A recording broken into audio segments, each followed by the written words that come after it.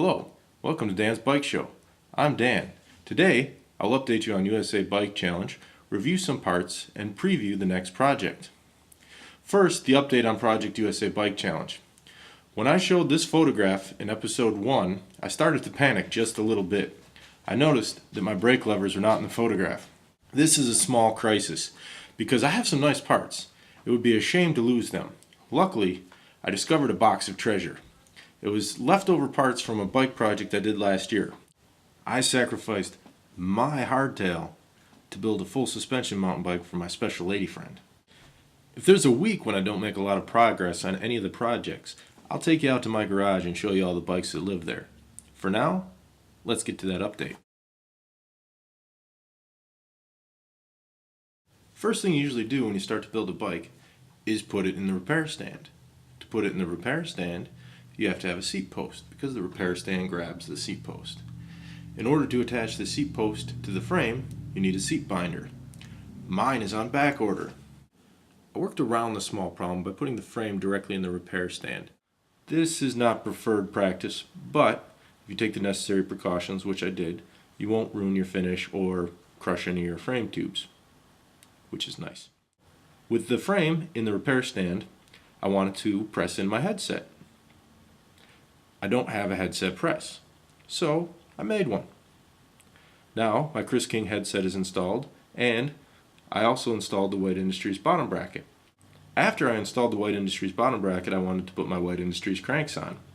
That's when I realized White Industries did not provide crank bolts. I got onto the internets and started emailing people, and I discovered that White Industries cranks before January 2011 were not supplied with crank bolts. And even though I bought them after January 2011, they were probably purchased by the people that I bought them from before January. Therefore, they didn't include crank bolts. I contacted White Industries and verified that the crank bolts are made in USA.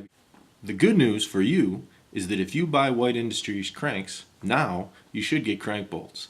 The bad news for me is I bought them earlier and I don't have crank bolts. I don't know if they sell them individually, and I don't know if I'll be able to get them.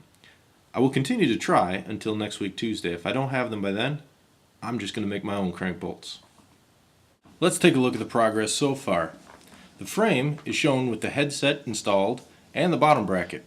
The cranks are also shown in this first picture. And here is what it looks like now. Cut the steer tube to length and installed the fork, some extra headset spacers. It's always easier to take them out and cut the steer tube a second time than it is to add more steer tube. Have my Thomson stem installed, and the cranks weren't really installed because of the lack of crank mounting bolts. So this is the bottom bracket. It does have an adjustable chain line and seems like a pretty nice bottom bracket. Discuss the fork a little bit more at a future date. I haven't ridden it yet, so I don't have much to say about it. It looks very well made. It has a neat, subtle looking logo, and it was definitely the most competitively priced of all the US forks I could locate.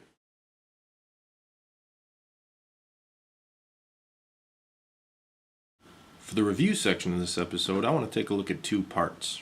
Now, this bike isn't built yet, so it's a little weird to review parts before you have a bicycle. However, I've had Paul's love levers on my hardtail before I disassembled it, and I also have been using Thomson stem on my full suspension mountain bike for a long time.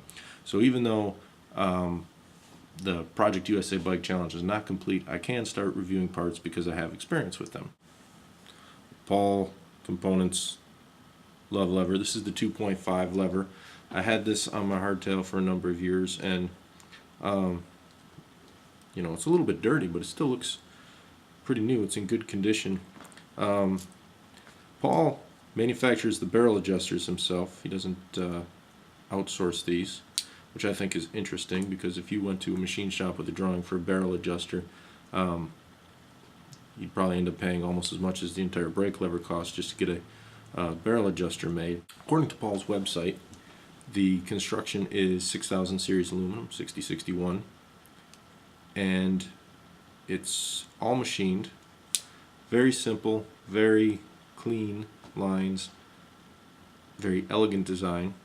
One of the features here is there's a hollow pivot. It's kind of neat. Saves some weight. Makes that himself. It's held on with a see if we can get that in focus. Held on with a little clip. It's a nice, simple design. Very lightweight lever. And I just want to demonstrate that it doesn't have a return spring. Most brakes will have a return spring.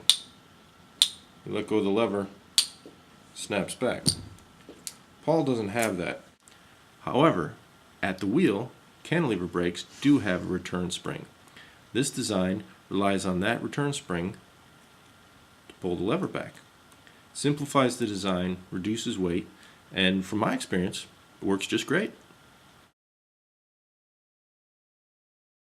This is my Thomson stem, and I just wanted to take a minute to show off the construction. I think it's an excellent design. This is the clamping mechanism. There are 2 socket head cap screws. When this is installed in here, you can see that it does a nice job clamping on both sides of the stereo tube. So you get good contact all the way around 360 degrees, which is something that's hard to do when you're clamping onto a round surface. A lot of times if you have like a standard pinch, your outside diameter, the one that's grabbing, is slightly bigger diameter than what's going through there, and then when you start to pinch it at one side, you're going to have a pinch point and a contact area on the opposite side, and you're going to have a gap the rest of the way around. This does a nice job addressing that problem where it clamps side to side, and because of the round contour, it's going to push up that. So you're going to have clamping force all the way around the stereo tube. And from my experience riding and crashing with the Thomson stem on my mountain bike, I've never had any trouble with the stem slipping on the stereo tube. So I think that's adequate proof that 250 pounds can crash. 250 pounds can crash, and this holds it from moving. Tiny little piece of aluminum. Very good design. Before I go, I'd like to send some love out to the Maximal. He's getting married next weekend. I'll be up there in Buffalo to help him celebrate properly. While I'm up there, I'm hoping to visit the Buffalo Bicycle Museum.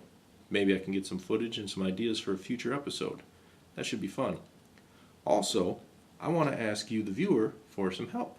I haven't chosen which hubs I want to use yet on Project USA Bike Challenge. I'm considering Paul's Components, Phil Wood, and White Industries. I'm sure there's other US made hub sets out there that are excellent choices. And that's what I want you to do, is help me decide what's going to go on Project USA Bike Challenge. So please respond to this video with another video with any sort of comments, and vote and help me decide what hubs we're going to use. What I intend to do for next week is a belated report on this year's North American Hand-Built Bike Show.